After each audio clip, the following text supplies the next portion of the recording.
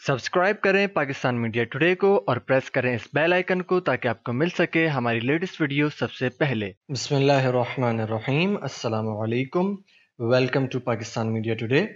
दोस्तों, आज हम गोट फार्मिंग के फ़वाइद और उसमें पेश आने वाले नुकसानात वगैरह इन तमाम चीज़ों के मुतालिक जानेंगे कि इनसे किस तरीके से बचा जा सकता है और गोट फार्मिंग करके किस तरीके से ज़्यादा जो है वो नफ़ा कमाया जा सकता है। इस वक्त पर जो हमारा महीना चल रहा है, यानी कि बकरा ईद में आप समझें अभी रजब का महीना चल रहा है, कोई 3-4-5 महीने तकरीबन रह गए हैं। ये वो अरसा होता है कि जब बहुत सारे लोग गोट फार्मिंग की तरफ बढ़ते हैं। खुसूसन ऐसे लोग बढ़ते हैं जो शहरी लोग हैं कि जो 3-4 महीने पाल करके बकरे बकरियां उनको बकरा ईद के अंदर वो बेच देते हैं। तो ये वीडियो उनके लिए भी जो है वो बहुत ज़्यादा फ़ायदेमंद होने वाली है और ऐसे भी लोग हैं जो मुसलसल इस कारोबार को पूरा साल करना चाहते हैं और अभी इसका इनिशिएट करना चाहते हैं, अभी इसकी इब्तिदा करना चाहते हैं इस कारोबार की, तो उनके लिए भी ये वीडियो बहुत फ़ायदेमंद होने वाली है। आपने वीडियो ये एंड तक देखनी है क्योंकि ये थोड़ी सी लंबी हो जाएगी वीडियो, इसमें डिटेल्स ज़्यादा हैं। डिटेल्स चाहे बुनियादी हों या जो है वो हाई लेवल की हों, लेकिन हैं बहुत ज़्यादा अहम हर किसी के लिए। तो वीडियो आपने एंड तक देखनी है। पसंद आए तो लाइक कीजिएगा और अपने फ्रेंड्स के साथ जो नए फार्मर्स इस फील्ड के अंदर आ रहे हैं उसके साथ शेयर कीजिएगा व्हाट्सएप पर, फेसबुक पर। तो बगैर किसी देर के वीडियो को शुरू करते हैं। गोट फार्मिंग के फ़वाइद। सबसे पहले हम बात कर रहे हैं गोट फार्मिंग के फ़वाइद के बारे में। जैसा कि हम जानते हैं कि कमर्शियल गोट फार्मिंग दिन ब दिन मकबूल हो रही है। याद रखें कि एक कामयाब गोट फार्मर बनने के लिए मुनासिब बिजनेस प्लान और गोट फार्मिंग के बारे में मुनासिब इल्म का होना ज़रूरी है। सबसे पहले हम गोट फार्मिंग के फ़वाइद पर एक नज़र डालते हैं। जब भी कोई बिजनेस शुरू करने के बारे में सोचा जाता है तो अपने कारोबार का मुआवजा दूसरे कारोबार से किया जाता है कि इसमें मुनाफे का तनासुब क्या है, कितने खतरात हैं और कारोबार में मुकाबलेबाजी की शरह क्या है। डेयरी फार्मिंग के मुकाबले में गोट फार्मिंग आसान है।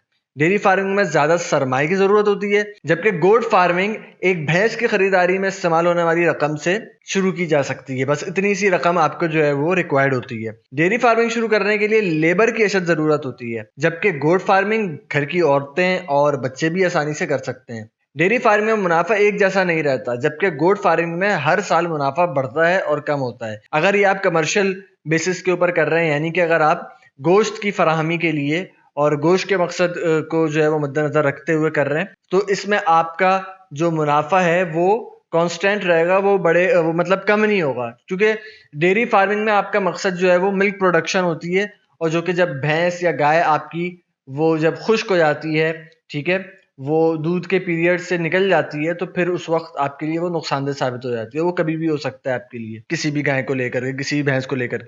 जबकि बकरियों को आप दूध के लिए अमूमन नहीं पालते, अमूमन जो इसमें कमर्शियल इसकी फार्मिंग है वो गोश्त के लिए है, तो इसलिए इसका कांस्टेंट एक वो रहता है आपका मुनाफा। बकरियों को संभालने के लिए किसी खास शेड की जरूरत नहीं है। इसके मुकाबले में डेयरी फार्मिंग के लिए तमाम सहूलतों से आरास्ता शेड की मौजूदगी जरूरी है। गोट फार्मिंग के लिए शेड बनाने के लिए खास सामान की जरूरत नहीं होती। गर्मियों में आम बांस से चार दीवारी बनाई जा सकती है और सर्दियों में आम सा कमरा काफी होता है। गोश्त के लिए पाली जाने वाली बकरियों का कारोबार सदाबहार है, क्योंकि मटन की तलब इसकी पैदावार से ज्यादा है। इसलिए बकरी को फरोख्त करने में किसी जद्दोजहद की जरूरत नहीं होती, बल्कि बकरी को जेब में मौजूद ब्लैंक चेक कहा जाता है। जिस वक्त जरूरत हो कैश करवा लो। दूसरे जानवरों की निस्बत बकरियों में कम बीमारियां और कम शरह अमवात होती है। गोट फार्मर का इल्म दूसरे तमाम लाइव स्टॉक के मुकाबले में आसान है। आम पढ़ा लिखा बंदा भी थोड़ी तवज्जो से तमाम उमूर बआसानी सर अंजाम दे सकता है। गोट फार्मिंग में खुराक, सब्ज चारा, खुश्क चारा और वंडा, अद्वियात और फार्म के इंतजामात के बारे में जानना काफ़ी है। बस इससे ज़्यादा आपको जानने की ज़रूरत नहीं है। तो यहाँ तक तो हो गए गोट फार्मिंग के फ़वाइद।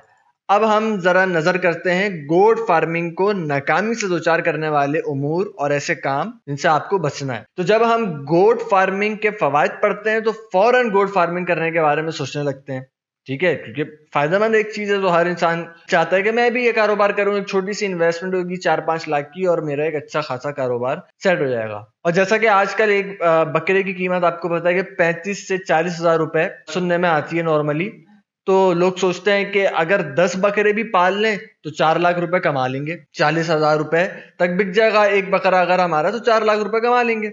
इसलिए बगैर सोचे समझे मंडी से 10 अदद बकरे ले आते हैं और शुरू में तो उनका खास ख्याल रखा जाता है। پھر اپنی دوسری مصروفیات کی وجہ سے یا کم علمی کی وجہ سے ان کی درست پرورش نہیں ہو پاتی، اور کچھ جانور مر جاتے ہیں، اور جو بچ جاتے ہیں وہ سوچی گئی قیمت نہیں دیتے، جس سے نقصان ہوتا ہے۔ تو اس ویڈیو کا مقصد گوٹ فارمنگ کے ساتھ جڑے ہوئے خطرات کو بھی سامنے لانا ہے، تاکہ گوٹ فارمنگ شروع کرنے والے احباب کو اندیکھے خطرات کے بارے میں علم ہو سکے اور ان سے بچاؤ کی تدبیر بھی کر سکیں۔ وہ ہر کاروبار کی طرح گوٹ فارمنگ کے اپنے نفع و نقصانات ہیں۔ اگر آپ گوٹ فارمنگ شروع کرنے کا ارادہ کر رہے ہیں تو اس کے فوائد کے ساتھ جڑے ہوئے خطرات کا جاننا بھی ضروری ہے، بہت ضروری ہے۔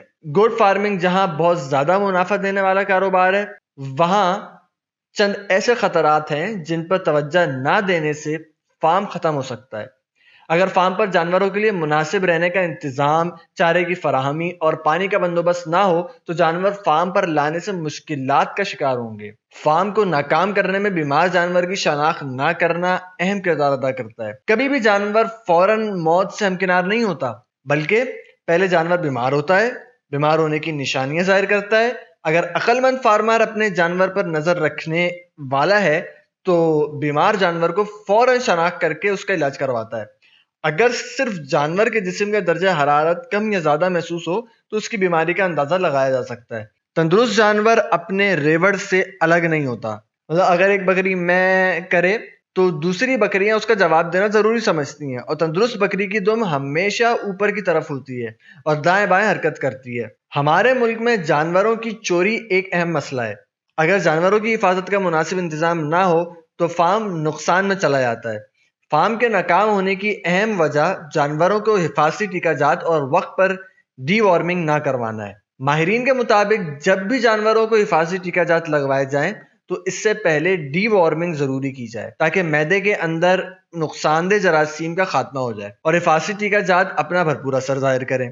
دن کے زیادہ حصے میں چرائی کرنے والی بکریوں میں بیماریوں کے خلاف قوت مدافعت فارم کے انتظام کے تحت رکھی جانے والی بکریوں کی نسبت زیادہ ہوتی ہے، اس لیے کھلے علاقے میں چرنے والی بکریوں کو ڈی وارمنگ اور حفاظتی ٹیکہ جات کی طرف زیادہ توجہ نہیں دی جاتی، لیکن فارم کے انتظام کے تحت رکھی جانے والی بکریوں کو ڈی وارمنگ اور حفاظتی ٹیکہ جات نہ لگوائے جائیں تو جلدی بیمار ہو کر فارم کے لیے نقصان کا باعث بنیں گی۔ اگر فارم کے اندر بیمار جانور کو دوسرے جانور سے تندرست ہونے تک الگ نہ رکھا جائے تو اس سے تندرست جانور بھی بیمار ہو سکتے ہیں، جو کہ فارم کو نقصان پہنچائیں گے۔ فارم کو ناکام کرنے میں خوراک کی کمی و بیشی اہم کردار ادا کرتی ہے۔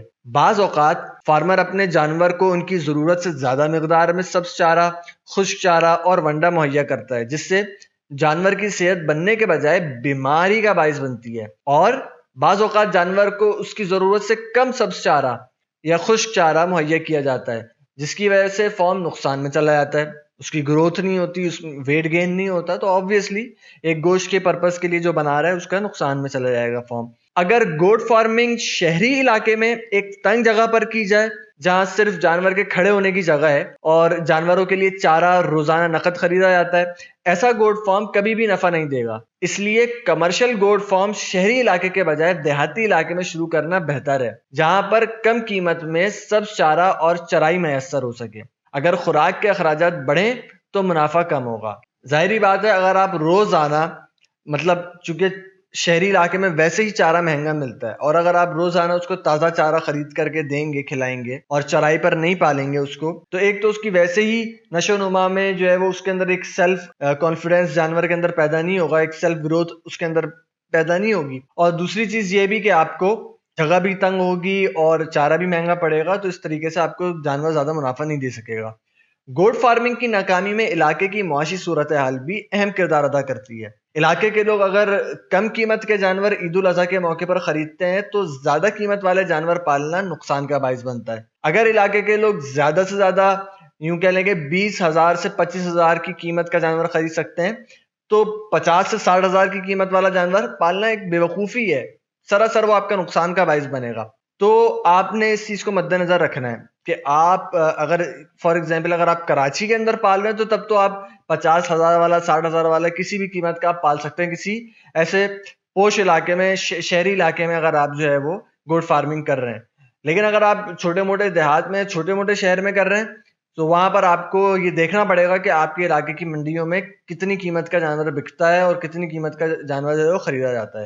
یہ ایک نارمل سا اکنامکس کا اصول ہے کہ جس چیز کی ڈیمانڈ نہیں ہوتی تو اس کی سپلائی بھی نہیں کرنی چاہیے، جب ڈیمانڈ بڑھتی ہے تو سپلائی بھی بڑھا دینی چاہیے۔ ایک چیز کی ڈیمانڈ ہی نہیں ہے، آپ نے سپلائی بڑھا دی ہے تو وہ آپ کو نقصان میں جائے گا آبویسلی۔ اپنے علاقے کی مناسبت سے جانوروں کا انتخاب کرنا چاہیے۔ اب یہاں پر یہ جو اب آگے بات آ رہی ہے، ممکن ہے کہ کچھ فارمرز حضرات ہمارے اختلاف کریں گے اور ممکن ہے کہ کچھ اس سے جو ہے وہ اتفاق کریں گے، کیونکہ یہ چیز صحیح بھی ہوتی ہے اور صحیح نہیں بھی ہوتی۔ یہ آپ کا اپنا کیا ایکسپیرینس ہے، آپ کا کیا تجربہ ہے اس حوالے سے، وہ آپ مجھے کمنٹ کر کے بتا سکتے ہیں۔ فارم میں ایک ہی وقت میں مختلف نسلوں کا رکھنا نقصان کا باعث بنتا ہے۔ اگر فارم میں بکریاں رکھی گئی ہیں تو کوشش کریں کہ ایک ہی نسل رکھیں اور اس سے بچے حاصل کریں۔ ایک ہی نسل کے جانور کو سنبھالنا، خوراک دینا آسان ہوتا ہے۔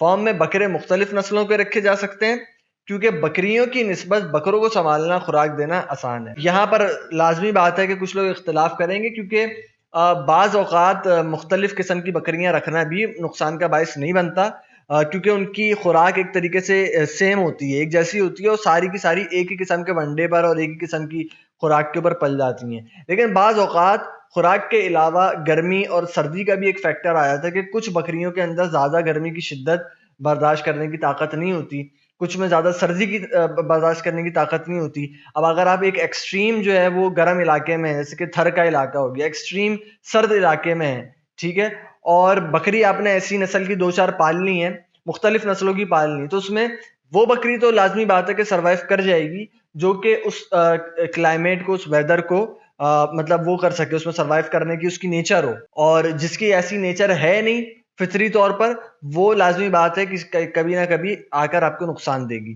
تو بکری ایسا جانور ہے جو ایک ہی طرح کی خوراک مسلسل نہیں کھا سکتا، اس لیے اس کی خوراک میں تبدیلی نہ کرنا فارم کے لیے نقصان کا باعث بن سکتا ہے۔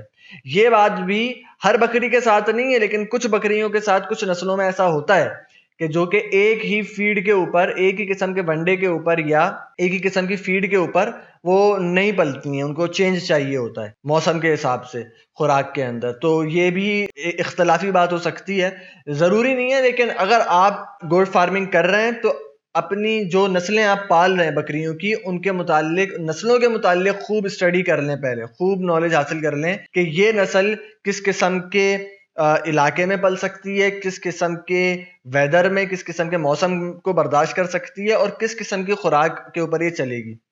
اور اس معاملے کے اندر خود سے آپ نے جو ہے نا وہ ڈاکٹر یا حکیم نہیں بننا۔ اگر کوئی بیماری ہو تو نیم حکیم خطرہ جان کے مطابق کبھی بھی بغیر سوچے سمجھے جانور کا علاج خود کرنے کی کوشش نہ کریں، بلکہ کسی تجربہ کار شخص کو علامت بتا کر یا جانور کا معائنہ کروا کر ادویات یا دیسی نسخہ حاصل کریں۔ فارم کی ترقی کا انحصار فارم پر پیدا ہونے والے بچے ہیں، اس لیے بچوں کی پیدائش اور ان کی دیکھ بھال پر خصوصی توجہ نہ دینا فارم کے نقصان کا باعث بن سکتا ہے۔